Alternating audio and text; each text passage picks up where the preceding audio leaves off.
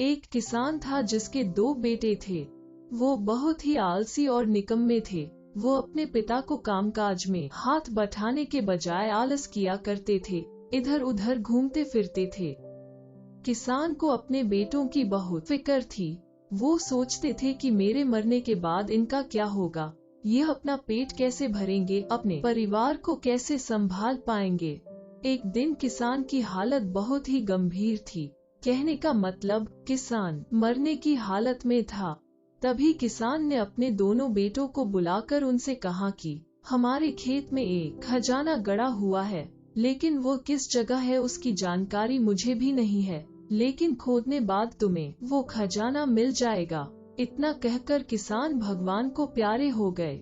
खजाने की खबर सुनकर दोनों बेटों के मन में लालच आ गया और वो दोनों खेत पर चले गए और खेत को खोदने लगे। खजाने के लालच में कुछ ही दिनों में पूरे खेत को खोदने के बाद वो घर जाकर बैठ गए और वो अपने पिता को कोसने लगे। इसी तरह कुछ महीने बीत गए और वर्षा ऋतु का आगमन हुआ।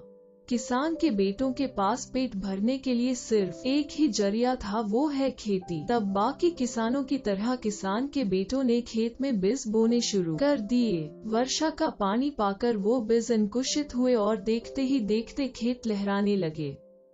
ऐसा लग रहा था कि हवा के झोंके से लहरा रहा था। यह देखकर किसान के बेटे बहुत खुश हो गए। उनको समझ आ गया कि परिश्रम ही सच्चा धन होता है और वो उसी तरह से अपने पिता के शब्दों का मोल भी समझ गए और अपने कामकाज में लग गए।